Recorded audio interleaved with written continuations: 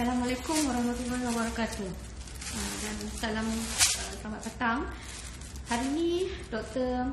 Ahmad peace off. Sangat marah sebab doktor dapat banyak komplain daripada pesakit-pesakit yang datang hari ini.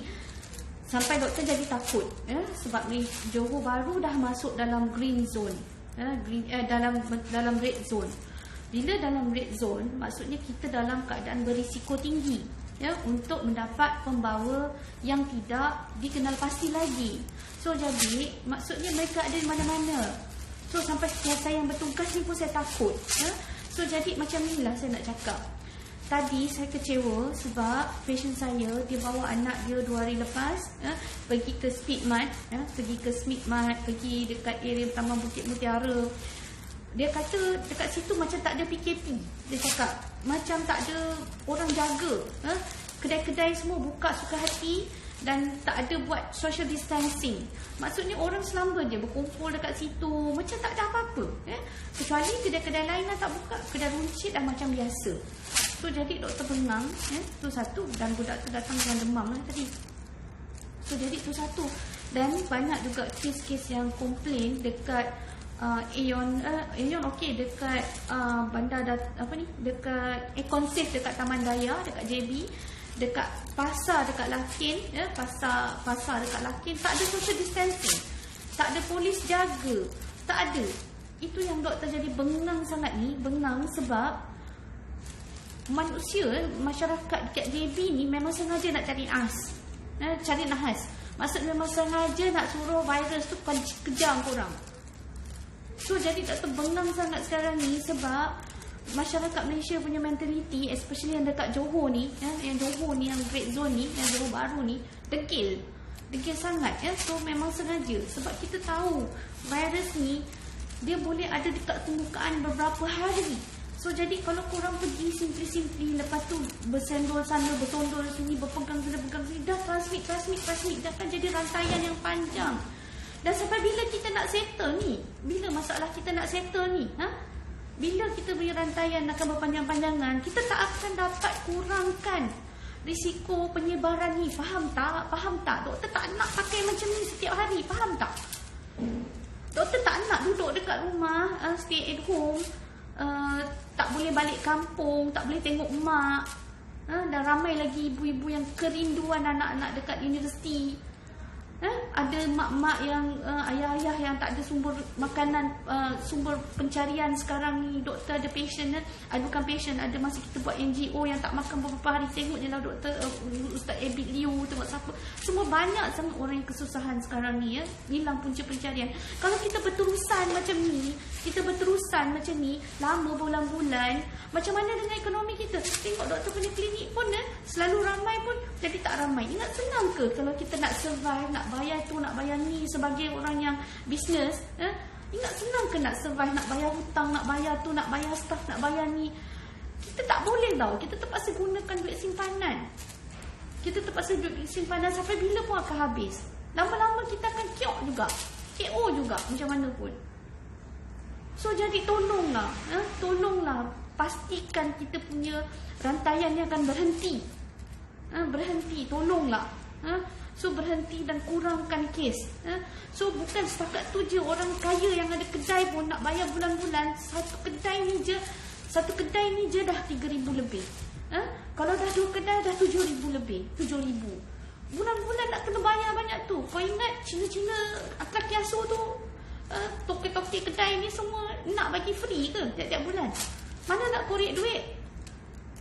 So jadi sekarang ni bukan itu masalahnya. Ekonomi tu bukan saya seorang je yang rasa. Semua orang pun dah rasa. Termasuk kerajaan sekali. Terpaksa tanggung semua manusia-manusia yang degil juga. Diorang tak kerja, duduk kumpul sana sini, lepas tu tiba minta insentif. Minta insentif tu, minta bantuan tu, minta bantuan ni. Tapi kau degil. Bengang lah ni. Kau minta itu bantuan tu, bantuan ni pada kerajaan, tapi bodoh pergi duduk lagi dekat sana sini semua. Ni mulalah doktor nak marah. Geram, tahu tak? Berkumpul lepas tu dekat Econ Safe dekat Taman Daya tu, satu keluarga 2, 3, 4 orang datang, tak ada orang tengok. Lepas tu yang doktor geram, Doktor telefon MKN tadi untuk buat laporan. Dia kata tak. Dia kata pergi dekat PDRM. Ni doktor nak cakap ni dengan MKN, dengan PDRM. Ya, tak tahu macam mana lagi nak komplain. Okey, so tak tahu macam mana. Kau rasa macam kena buat lockdown aja. Sebab doktor komplain dekat MKN nak bagi tahu pasal Lakin, pasal dekat pasal raya Speed Mart, dekat pasal Econ Safe, dekat mana tadi ya, Taman Daya, semua doktor nak bagi tahu pada MKN. Tapi MKN jawab apa tau? Dia kata telefon PDRM. Dia kata telefon ibu pejabat polis daerah masing-masing. Okey, dia kata dia orang lebih berkuasa. Dia kata okey, fine, saya telefon IPD. Saya telefon IPD dekat sini, ya. Saya telefon IPD tu cakap, oh kita dah halau dia orang tadi. Kalau dia orang nak buat, kita nak cakap macam mana? Amboi, kita dah red zone kot. Dia kata kalau kita dah total lockdown baru kita akan kawan. Ada selama ni dia orang tak meronda ke? Dia orang duduk dekat office je. Dia kata kita cover luas puan. Saya dah marah dah tadi. Ya, saya kata polis buat apa? Meronda. Dia kata sebab orang degil. Dia kata orang degil. Kita dah halau, banyak kali dah halau ya. Buat macam tu, buat macam ni halau. Tapi manusia masih degil lagi ya. Masyarakat masih degil. Maksudnya polis takkan dia nak all the time dekat situ. Tapi saya rasa lepas ni mungkin PDRM kena letak rela ke, kena letak apa ke, sukarelawan yang betul-betul nak buat kerja ni, yang duduk dekat situ, tempat-tempat yang degil ni. Saya nak cadangkan macam tu je. Mana-mana setiap tempat, setiap daerah, setiap kampung mana kena ada satu rela sukarelawan yang boleh halau diorang ni. Bagi diorang jadi spy. Bagi diorang spy, panggil polis datang tentu juga. Halau diorang ni. Saya tak tahulah kalau macam ni kan, PDRM jawab macam ni, saya rasa orang akan ambil, oh polis pun tak kisah. Polis pun buat tak tahu. Itu yang saya geram tu dengan PDRM tadi. Saya tak tahu. Memanglah dia kata dia halau. Tapi berapa kali dia orang pergi tengok buat check, spot check. Dah dia orang suka-suka hati je berbelanja macam tu. Dah lah dekat area taman-taman dekat sini ni memang ramai orang yang miskin ya. Dekat area depan ni banyak orang yang tak susah duduk kat flat PPR apa benda semua. Berapa lama lagi kita nak hidup dalam keadaan macam ni? Penat tau. Doktor pun tak nak lah pakai benda-benda ni. Penat nak check patient, nak masukkan macam ni pun dah susah ni masukkan. Susah nak masukkan. Susah. Sampai bila saya nak pakai macam gini? Sampai bila doktor-doktor frontliner semua nak pakai macam ni? Pakai PPE apa benda semua. Panas tau tak? Lepas tu, korang yang dekat luar tu degil. Tahu sakit hati bila doktor tahu dapat call MKN, call PDRM tadi. Seolah-olah macam ya, I tak ada kuasa pun nak buat unless kena lockdown. Okay, fine.